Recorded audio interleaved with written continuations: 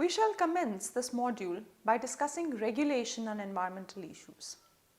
Regulation to address environmental issues can take various forms like command and control regulation, market-based instruments, and in some cases voluntary initiatives. The choice of instruments addressing environmental problems depends largely upon constraints and limitations of each approach with respect to specific problems. These constraints could be political, informational, market distortions, etc. While evaluating different environmental policies, we must take into consideration two economic goals, namely economic efficiency and cost effectiveness. Economic efficiency is generally expressed in terms of Pareto optimality, which is referred to as situation where any reallocation of goods or rearrangement of production cannot make someone better off without making the other person worse off. Markets can guarantee efficiency in the absence of market failures, externalities, and government intervention. However, government intervention may be required when market fails or externalities are generated during production process. The effect of the externality can both be positive and negative. Some of the examples of positive externalities are benefit from education and telephone connection. The negative external effects include costs of environmental pollution, etc.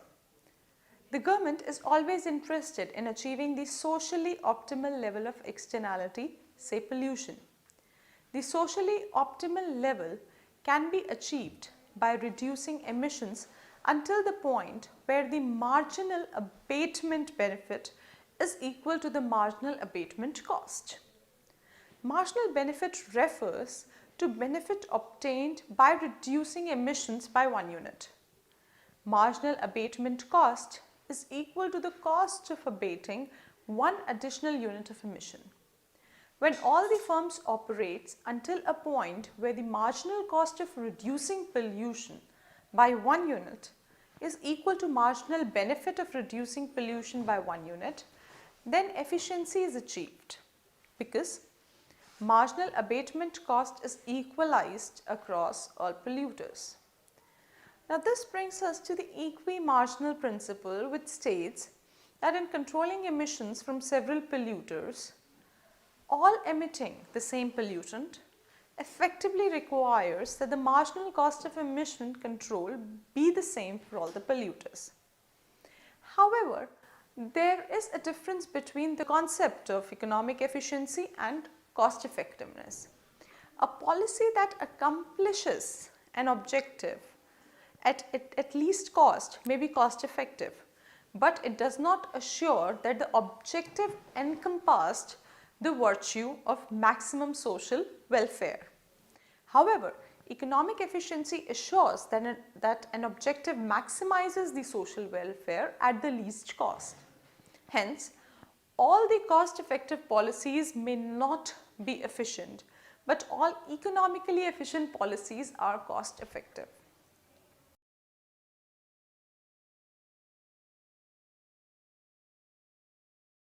After studying this module, you shall be able to learn about various policy approaches of environmental regulation. Second, understand forms of traditional command and control instrument.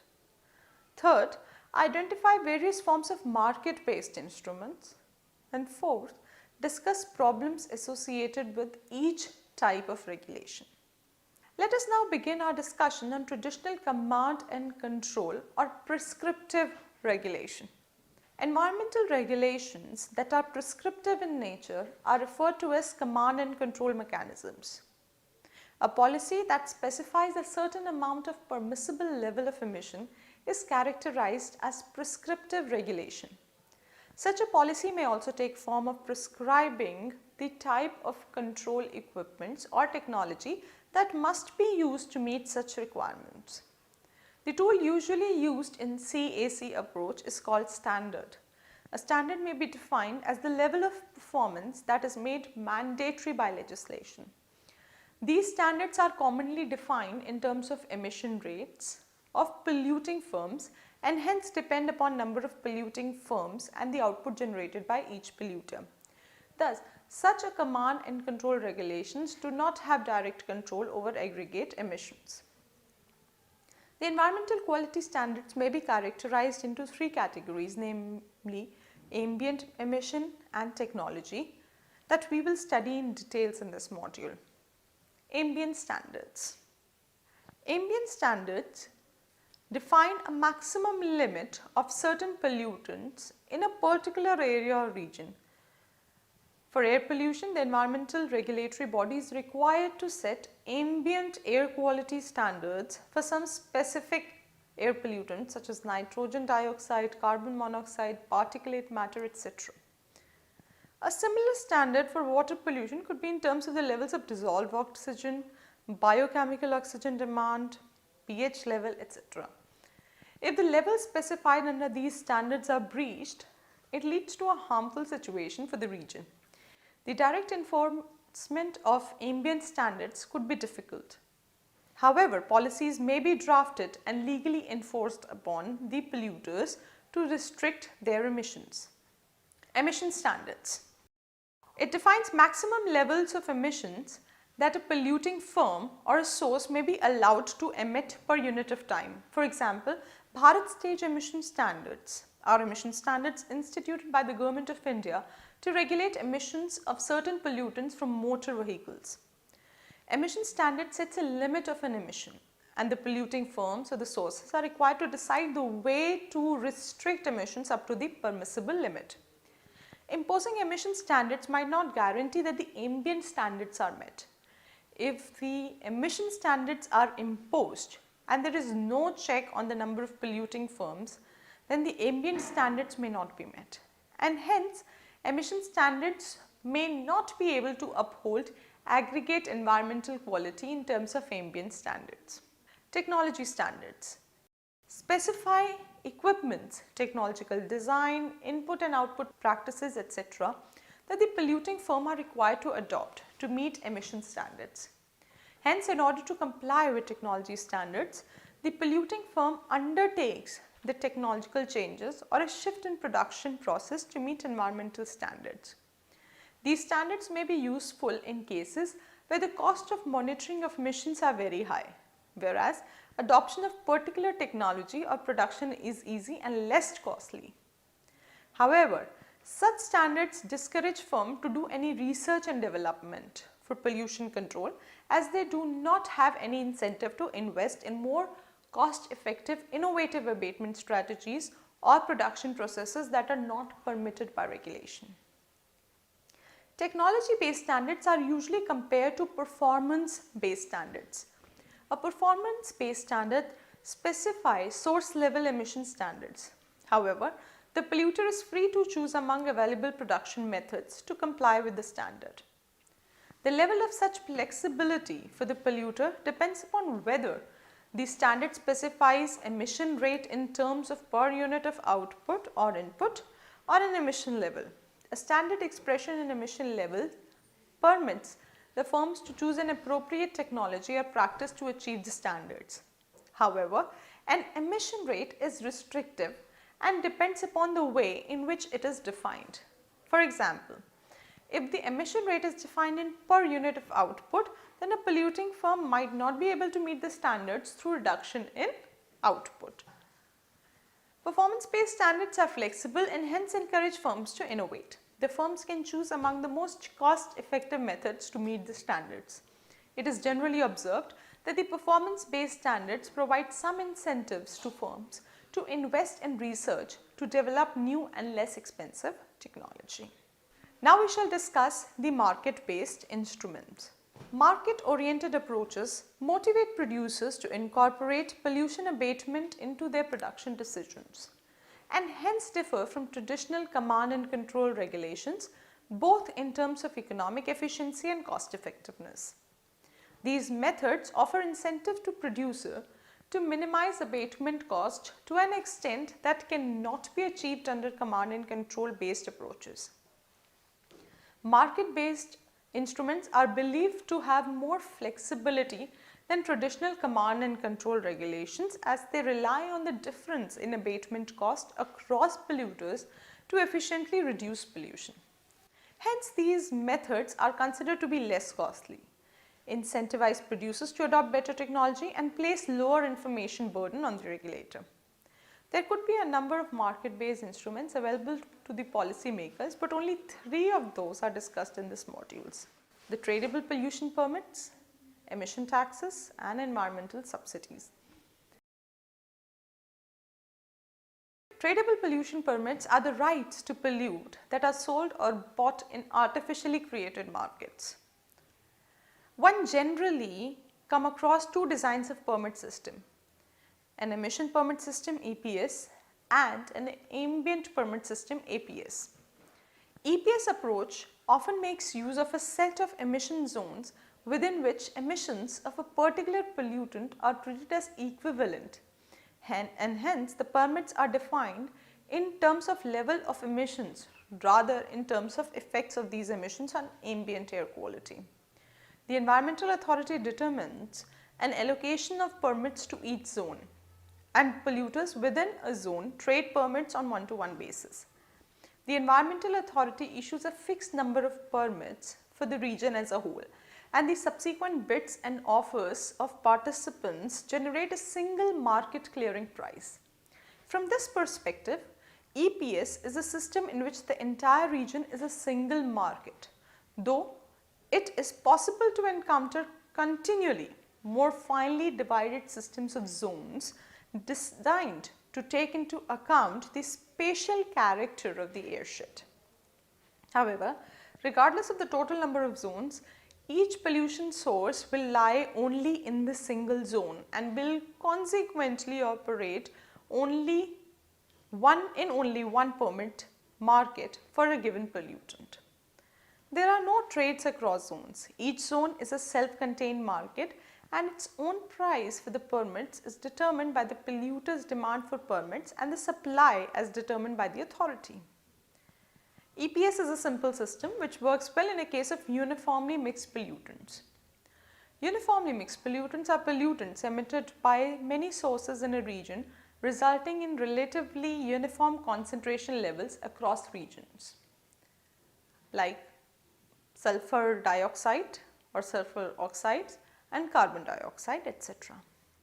Non-uniformly mixed pollutants are pollutants that have different effects in different areas depending on where they are emitted, like water pollution from factories, sewage, and runoff from agriculture. For non-uniformly mixed pollutants, however, trade under an EPS could result in violation of ambient air quality standards.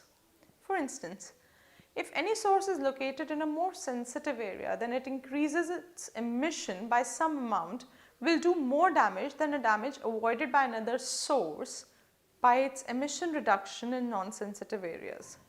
To get around this problem, the ambient permit system was proposed, where the permits are defined in terms of pollutant concentrations at the receptor points. Permits are denominated in areas of damage at receptors. There is a separate market in receptors.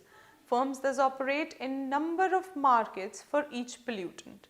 In the benchmark case, one for each receptor site that has emission effect, and is subject to a different weighing parameter, that is diffusion coefficient, transfer coefficient in each market. The assembling of a requisite portfolio of permits could become quite complicated and may hence enhance transaction costs. There are 2 options that can be considered in order to allocate permits. Auctioning. There are 2 alternative designs for an auction system. The first is the simplest design, a single price option, whereby firms submit sealed bids for permits. Permits are then sold to the highest bidder for a price that could represent either the lowest accepted bill or the highest rejected bill. This mechanism encourages strategic behavior in a way that if a bidder considers its bids to be marginal, then understanding their true willingness to pay might be beneficial. The second alternative is an incentive compatible groups mechanism, whereby the highest bidder wins the permit, but the winner's own bid never affects the price it pays.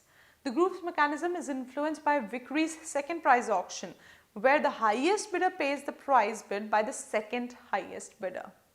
Auctioning imposes an additional financial cost in the firm in terms of the payments they initially make for their permits. Grandfathering. It refers to giving away sellable permits freely to the firm. This process may adversely affect political attractiveness of auctions. Grandfathering has therefore been favoured in existing permit schemes, as the revenue generated could be used to resort environmental damage or for subsidizing improvement in pollution treatment capital. Revenues could also be used to allow reductions in non-environmental taxes.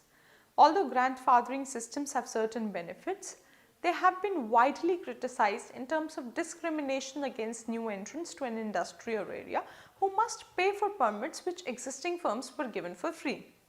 Grandfathering creates rents for those firms who receive permits.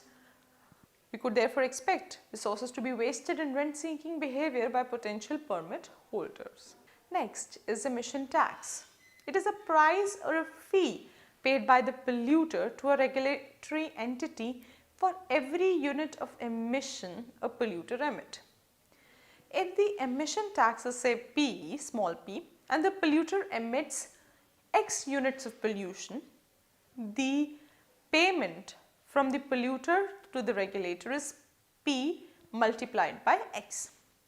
To determine how much the polluter emits, let's say C X be the production cost associated with emitting X units of pollution, holding goods output fixed. Cost will decline as the pollution increases, thereby implying that the polluter saves money by emitting pollution. So, total cost for the firm can be given as TC, which is equal to Cx plus Px. The total cost is minimized with respect to X, and we obtain small p, which is the emission fee or tax, equal to negative of marginal cost, which is again equal to marginal savings at pollution X. The equation states that the firm operates until a point where the marginal cost of reducing pollution by 1 unit, which is same as marginal savings from emitting 1 more unit of pollution, is equal to the price of pollution. In other words, in the case of emission taxes, the firms will reduce pollution up to a point where a firm's marginal cost of abatement is equal to the emission fee. In the case of multi-firm firms, each firm abates till the point where the marginal cost of abatement is equal to the emission fee. As all the firms equate their MACs, which is the marginal abatement cost, to the same fees, they satisfy the equi-marginal principle and hence maintain efficiency. The equi-marginal principle states that in controlling emissions from several polluters, all emitting the same pollutant, effectively requires the marginal cost of emission control be the same for all polluters. Lastly is environmental subsidies, as we mentioned. These are the payments made to the individuals or firms by the government. They are generally used to correct externalities or problems associated with natural resources and their use. Market failures lead to externalities. Now, pollution is a negative externality generated during production of goods and services. Arthur Pigou once proposed that if externalities can be internalized and the producers of the externality are made to face the true price, the problem arising out of externality may be solved. A producer generating negative externality, pollution that means, may face tax per unit of emissions. Similarly, producers generating positive externality, for example using green technologies, can be given subsidy to reach the social optimum. For negative externalities, example pollution, the subsidy is levied per unit of abatement of emissions. It can be shown that if the subsidy rate and the tax rate are equal, it will result in same amount of pollution. However, the distribution of the cost and the revenue in each case differs. Taxes generate revenues for the government, whereas the subsidies involve cost. Issues regarding the distribution of cost or revenues concern the policy holders. the policymakers, However, the choice of the instrument does not affect the efficiency and the overall level of pollution. But in certain cases, where the firms can enter or exit the industry in response of such policy actions, the equivalence between taxes and subsidies might not hold.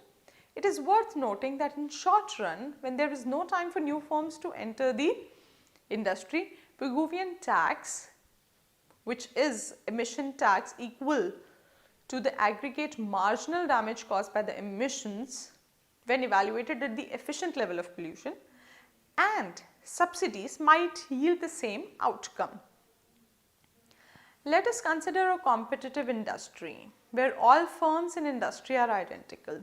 Under a pollution tax, say small t, the production cost of a typical firm would be costs equal to the variable cost plus T, that is pollution tax, into the emissions, that is unit of emissions, plus the fixed cost FC. Now suppose the emissions are related to output such that E is equal to AY, where A is just a constant. Then in this case, the total cost will be equal to the variable cost plus T into AY plus the fixed cost. We may rewrite the above equation as total cost equal to the variable cost plus fixed cost plus T into AY. So the marginal production cost would be, of course equal to marginal variable cost plus TA. Now under subsidy, say E, with no regulation, the firm will produce emissions at the level, say E star. With the subsidy, the firm will be paid to reduce these emissions. So if the firm reduces emissions to E, the subsidy payment will be S within brackets E star minus E. This means that the cost will be, total cost will equal to variable cost plus fixed cost minus S within brackets E star minus E. Now, by putting around certain variables, we arrive at TC is equal to variable cost plus small s into AY plus FC minus S into E star. Now, the term in the bracket is what consists of a standard fixed cost plus a lump sum transfer of S E star, which is independent of Y or E. Consequently, the marginal conditions would say marginal cost is equal to marginal variable cost plus TA. Now the above equation is same as equation 4 with the difference of T and S. As in the case of identical firm in short run, taxes and subsidies give the same result. In the long run, there will be more firms in the industry with a subsidy than a tax. Subsidy hence might result in the overuse of certain environmental resources which are used as inputs. Also, subsidy might be undesirable because it does not allow the market to communicate the true cost of the product. Combined tax and subsidy schemes may also be a possible economic instrument for pollution control, as both are parts of market transaction. Taxed and subsidized items are easily observed in market and hence they make a good policy instrument. Moving on to the discussion of the choice of policy approach. Now, different policy approaches have different implications and have their set of advantages and disadvantages. Hence, choice to implement any policy depends upon its effectiveness under prevailing circumstances. Effectiveness of any policy in turn is determined by multiple factors discussed below. First, environmental goal. It is important to ensure that policy instrument must be adopted keeping in mind the exact environmental objective. For example, goals of emission reduction and general environmental improvement would require different policy prescriptions. Another important aspect is to evaluate a certain policy in terms of incentives it provides to reduce emissions. The approach should induce firms to reduce emissions by greater amounts than what they would have done in the absence of pollution. Second factor is economic efficiency. The approach must lead to results that are close to the most efficient outcomes. The policy instruments must accomplish environmental objectives in lowest possible cost to firms and consumers. Third, reductions in cost. Different policy regulations involve different transactions, monitoring, administrative and enforcement cost. Hence, the government must weigh these costs before implementing any policy regulation. Environmental awareness. The policy options must not only aim at reduction in emissions but also bring about attitudinal changes among the agents to preserve environment. So along with meeting particular goals, policy must educate firms on nature of environmental problems and alternate ways to mitigate them. Last is the incentive to innovate. Policy instruments should also induce firms to undergo dedicated research developing abatement techniques that would help in reducing the cost of compliance with environmental regulations. Now we will summarize what we have discussed in this module very quickly. There are various policy alternatives to that offer least cost solution to pollution problems. Tradable pollution permits and taxes are both capable of achieving it. Innovation and cost savings over time is one of the things that must be considered, and it's the advantage of economic instrument over design or performance standards concerns. Suppose a firm could install a cleaner technology by adopting a production process with lower marginal abatement cost associated with this. This may incur a cost, but benefits accrue in the terms of abatement cost savings. A tax system relative to a standard is expected to result in a progressive reduction in both abatement cost and emission levels over time. It is argued that emission taxes provide higher incentive for firms to innovate cleaner technologies than emission subsidies or certain forms of tradable permits. The most commonly practiced pollution policy of command and control regulation results in lower incentives for cost reductions in pollution control than market mechanisms. However, tax may do better than tradable permits in this important aspect of environmental policy design. There are three market-based instruments that operate differently. For example, taxes and subsidies are price-based instruments, whereas permits are quantity-based instruments. However, all these three exhibit equivalent functioning in terms of incentives they provide to the producers.